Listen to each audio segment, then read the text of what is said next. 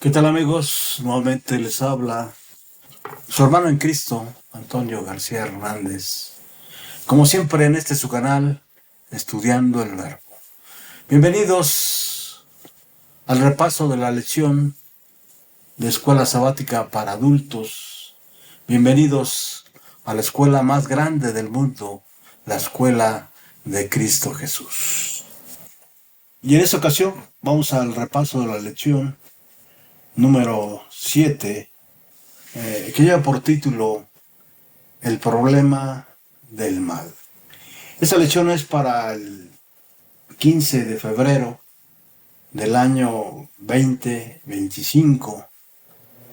Así que les suplicamos humildemente que puedan acompañarnos en esta hora para que podamos juntos hacer este repaso de esta lección que, sin duda, de acuerdo al título, es muy importante que nosotros estemos conscientes, sí, que en este mundo el problema del mal, sin duda, Dios está por resolverlo. Así que vamos a entrar al punto central de la lección, pero antes, como siempre, quiero invitarles para que juntos podamos tener una palabra de oración. Oremos. Bendito sea nuestro Padre que estás en los cielos. Te alabamos, te glorificamos, Padre eterno, porque solamente tú mereces la honra, la gloria por los siglos de los siglos.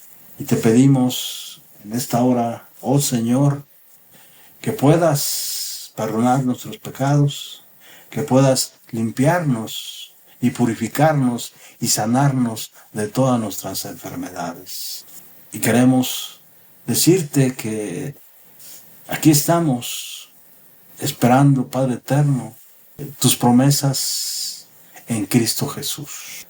Gracias, oh Padre, porque nos ayudas, porque nos bendices cada día, y queremos suplicarte que tu Espíritu Santo en esta hora pueda guiarnos y que tu palabra sea lámpara a nuestros pies y lumbrera a nuestro camino.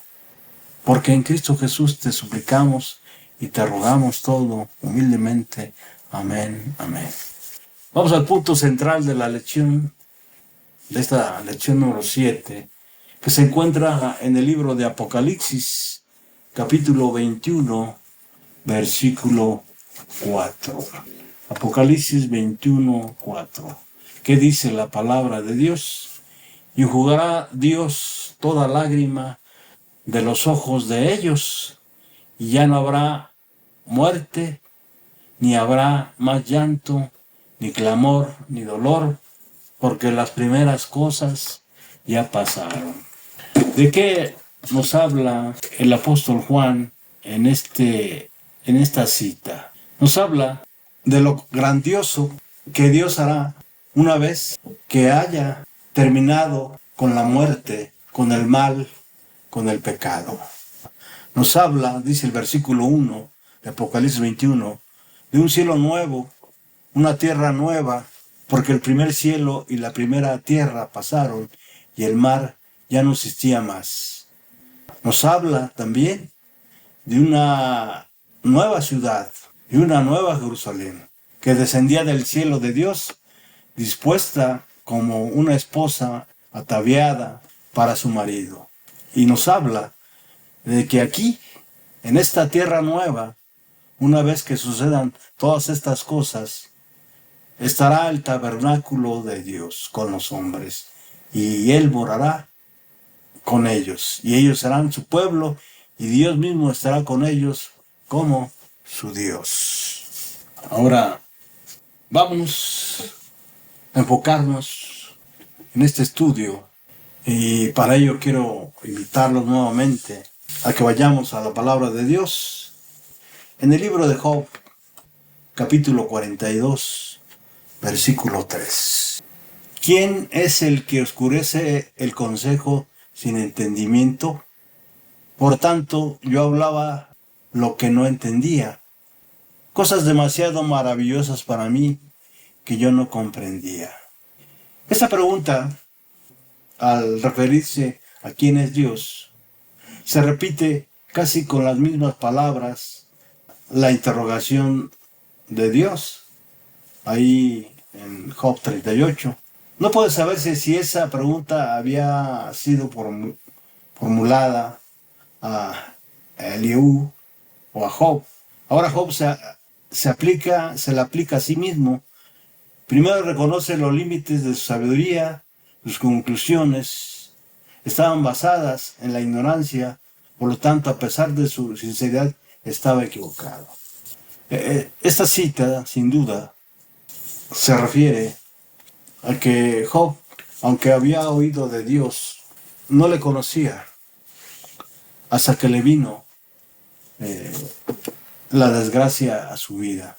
¿Ya? Conoció a Dios y entendió que Dios es grande en misericordia y tardo para la ira.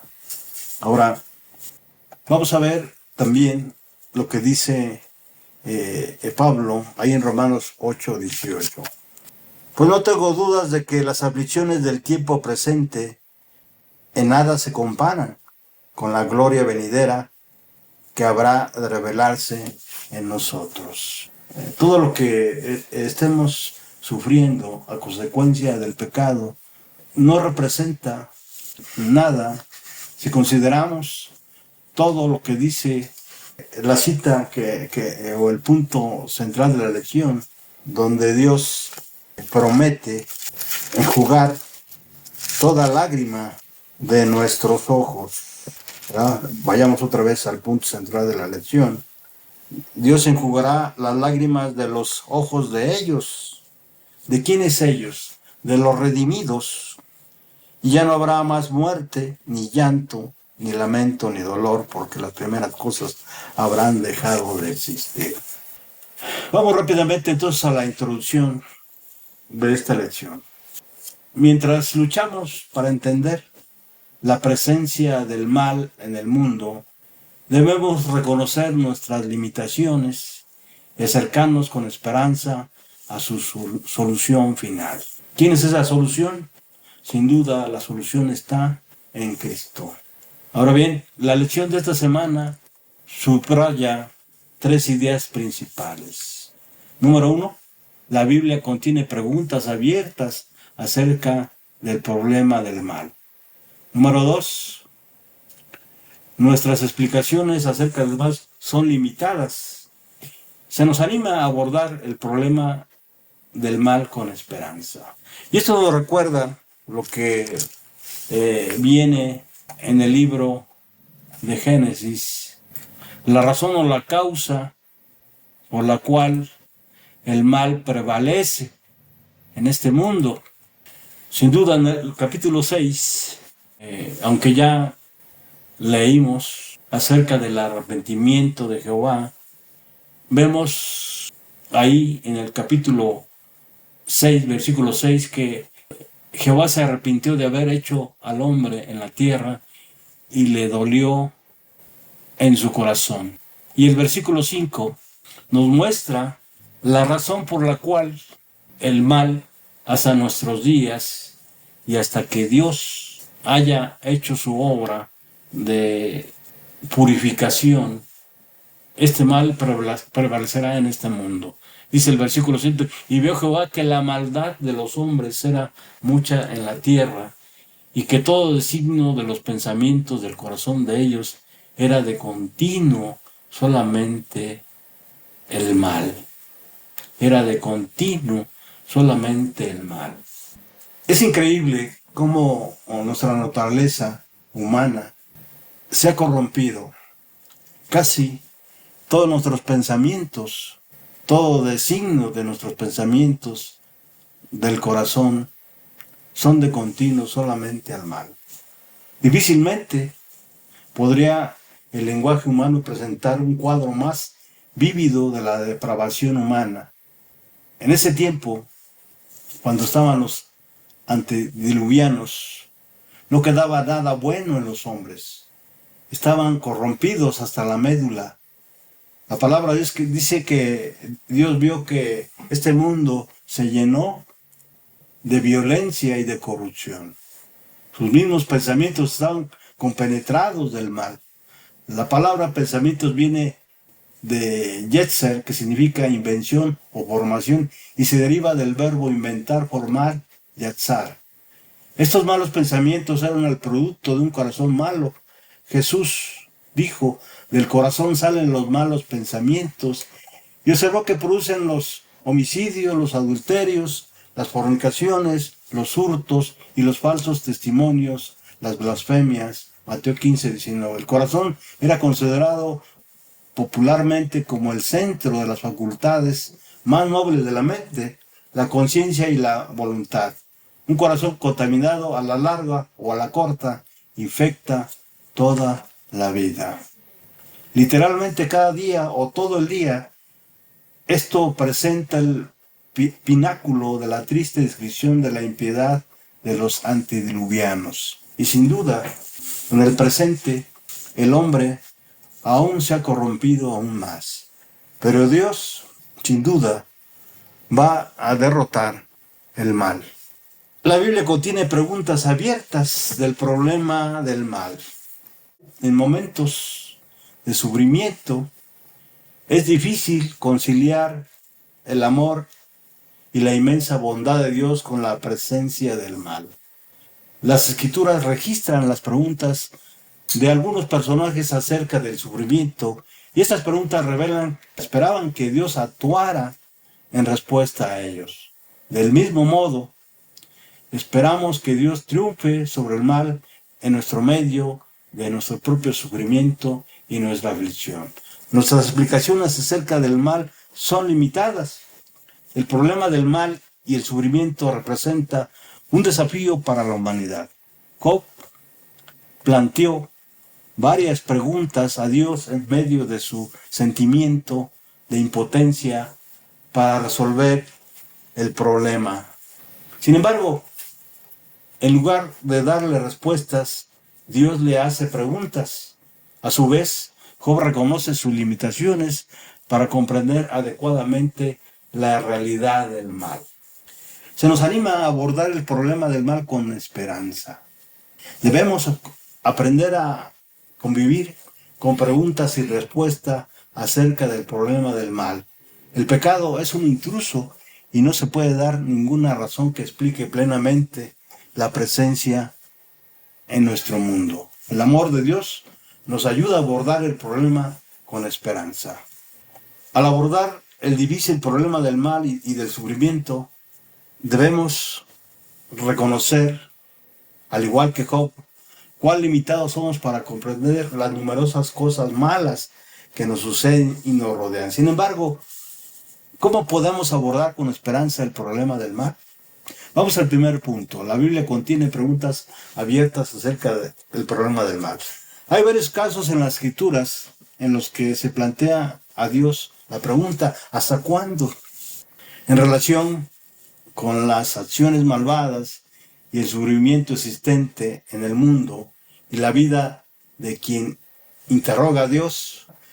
Esta pregunta aparece a menudo en Salmos 13, 1 y 2, cuando el salmista se preocupa por el dolor constante y el enaltecimiento de sus enemigos. ¿Hasta cuándo, Señor? ¿Me olvidarás para siempre? ¿Hasta cuándo esconderás tu rostro de mí? ¿Hasta cuándo andaré acongojado con tristeza en mi corazón cada día? ¿Hasta cuándo será enaltecido mi enemigo sobre mí? Y preguntas como esas, hoy en día nos hacemos mucho más. Del mismo modo, el salmista se inquieta en el Salmo 94:3 ante lo que parece ser el triunfo injusto de los malvados. ¿Hasta cuándo los impíos? ¿Hasta cuándo, Señor, se gozarán los impíos? Además, la introducción de Habacuc 1:2 al 4 cuestiona fuertemente a Dios y utiliza la expresión ¿hasta cuándo? Habacuc pregunta, ¿hasta cuándo, Señor, clamaré y no escucharás?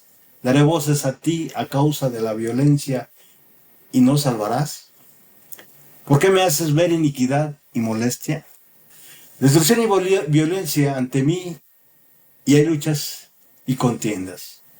Por lo cual la ley se debilita y la justicia no prevalece, por cuanto el impío asedia al justo y tuerce la justicia. Paradójicamente, aunque el profeta Jeremías está seguro de la justicia de Dios, se pregunta por los juicios divinos. Señor, tú eres siempre justo para que yo contienda contigo. Sin embargo, hablaré contigo acerca de tu justicia. ¿Por qué prosperan los impíos y les va bien a los desleales? Jeremías capítulo 12, versículo 1. Además, utiliza la expresión ¿hasta cuándo? Para preguntar a Dios. ¿Hasta cuándo estará desierto el país y marchita la hierba de todo el campo? Por la maldad de sus habitantes. Jeremías capítulo 12, versículo 4.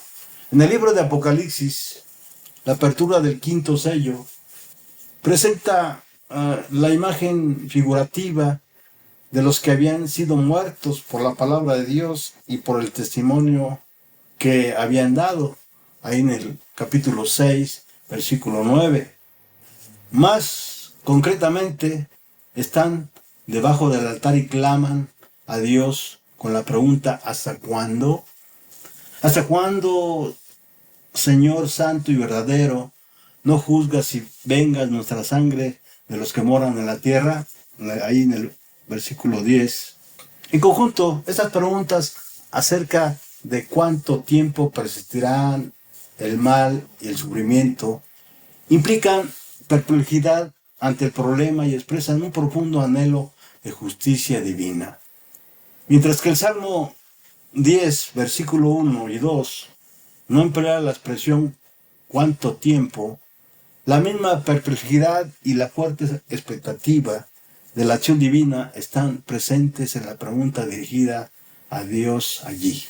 Señor, ¿por qué estás lejos y te escondes en el tiempo de angustia? Con arrogancia el malo persigue al pobre, pero será atrapado en los artificios que ideó Salmos capítulo 10, versículos 1 y 2. Vamos al siguiente punto. Nuestras explicaciones acerca del mal son limitadas. Y quizás sea porque no queremos reconocer, sin duda, que nuestra propia naturaleza pecaminosa nos ha llevado a cada día degradar más o bien no respetar la ley de Dios, dejarla de lado. O tal vez el libro bíblico más inquietante acerca del problema del mal sea Job. Allí en Job 30, 26 y 27 y 31 ofrece un resumen básico de cómo se siente él en su situación de profundo dolor. Miren lo que dice: cuando yo esperaba el bien, me vino el mal. Cuando esperaba luz, me vino la oscuridad. Mis entrañas se agitan sin reposo. Días de aflicción me han venido. Versículos 26 y 27. Job emplea el lenguaje metafórico de los instrumentos musicales para describir sus sentimientos negativos, diciendo: mi arpa se ha enlutado y mi flauta es un lamento. Ahí en el versículo 31.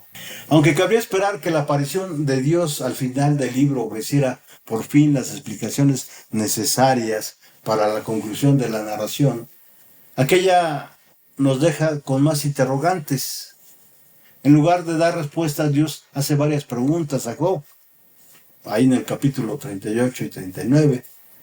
Esencialmente, el Señor lo interroga acerca de los misterios de la creación, para contrastar así la pequeñez de Job como criatura con la grandeza del Creador.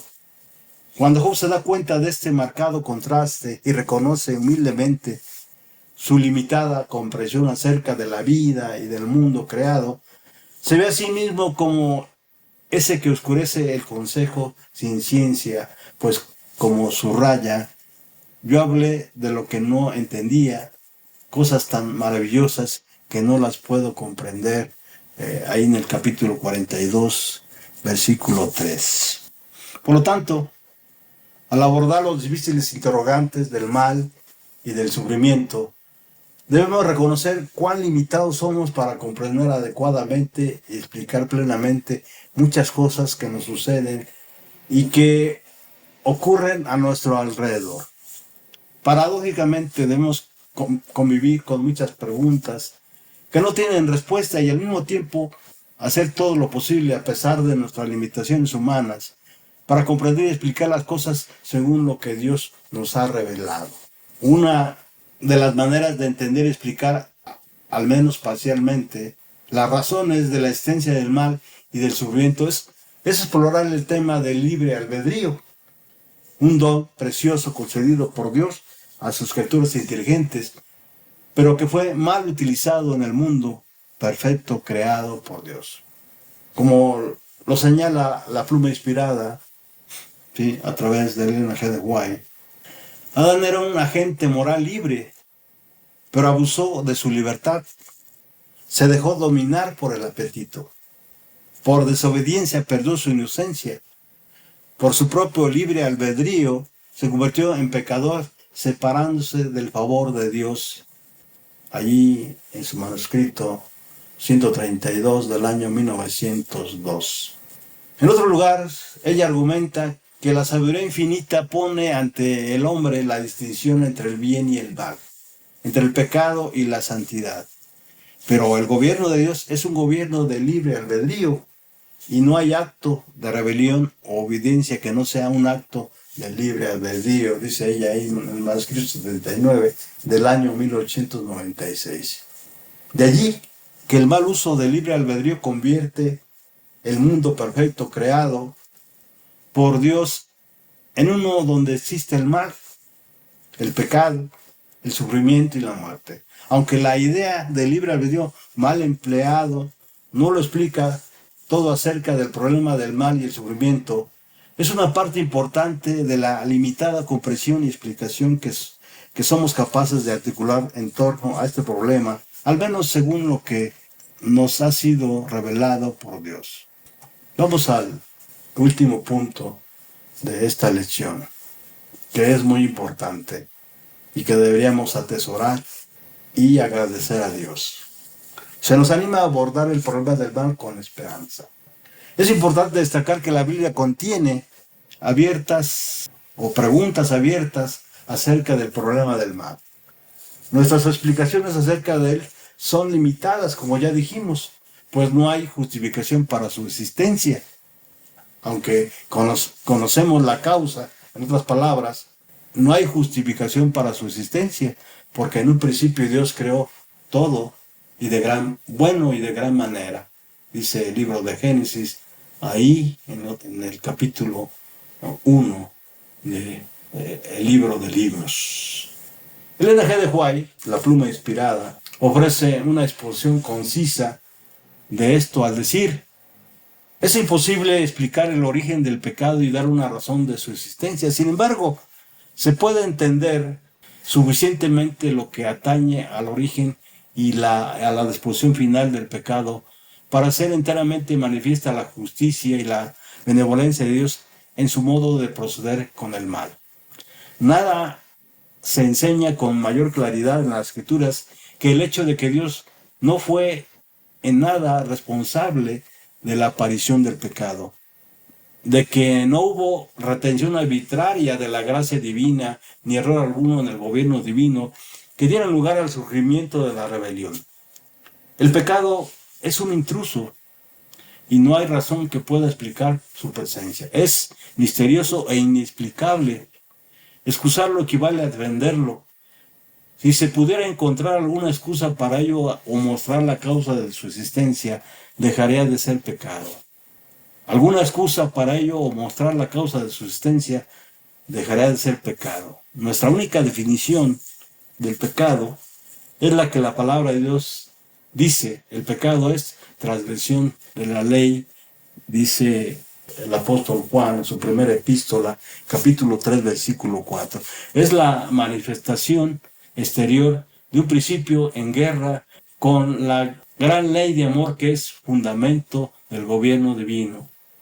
Esto está en el Conflicto de los Siglos, páginas 547 y 548. Por tanto, nuestro enfoque al analizar el problema, el carácter amoroso de Dios, no el mal en sí mismo, basándonos en su carácter amoroso, podemos abordar con esperanza el difícil problema del mal, no justificarlo, sino para centrarnos en algo más grande, a saber, la gloriosa esperanza. Dice el apóstol Pablo ahí en Romanos 8:18. Vamos a leerlo rápidamente. Ya lo leímos, pero quisiera leerlo nuevamente. Romanos 8:18. Pues tengo por cierto que las aflicciones del tiempo presente no son comparables con la gloria venidera que en nosotros ha de manifestarse. En otras palabras, el apóstol concluye, piensa, supone y pone su vista en las promesas de Dios. Pablo podía hablar de estas pruebas debido a su dolorosa experiencia. Cuando escribió esta epístola ya había sufrido mucho a causa de Jesucristo y aún le esperaban muchos sufrimientos antes que fuera martirizado. A la luz de la eternidad, el tiempo presente no es más que un momento transitorio, porque esta leve tribulación es momentánea, dice el apóstol Pablo en 2 Corintios 4:17. Todos los sufrimientos de esta vida presente se hunden en la insignificancia cuando se comparan con la gloria futura. Hasta nosotros, la proposición eis que usa Pablo sugiere la idea de que la gloria se extenderá hasta nosotros en su brillantez transfigurante. Pablo presenta la futura revelación de la gloria como cierta que sin duda alguna sucederá. La gloria que muy pronto será revelada incluye el resplandor celestial de la segunda venida y manifestación de Cristo en toda su divina perfección y poder. Tito 2:13. Esta gloria también la tendrán los fieles seguidores de Cristo. Colosenses 3:4. Porque serán semejantes a Él, pues le verán tal como Él es. Primera de Juan 3:2. Se reflejarán su gloria como un espejo y serán transformados de gloria en gloria, dice el apóstol Pablo en 2 Corintios 3:18. La revelación de esa gloria incluirá el esplendor y la hermosura del cielo, el trono de Dios, Apocalipsis 7:49. En lugar de brillantez y gloria supremas, Dios mismo estará con nosotros ahí en el tabernáculo. La anticipación de esta futura gloria debe sostener al cristiano en sus aflicciones en la tierra. Los sufrimientos pueden parecer intensos, pero son leves si se compara con el excelente y eterno peso, dice el apóstol Pablo en 2 Corintios 4:17. Son momentáneos, pero la gloria será eterna. Pronto dejarán de ser, pero la gloria jamás se empañará o disminuirá. Primera de Pedro 1:4. Vamos a terminar como siempre con una joya de la pluma inspirada que se encuentra en Fundamentos de la Educación Cristiana, página 429. Dios es amor. El mal que hay en el mundo no proviene de sus manos, sino de nuestro gran adversario.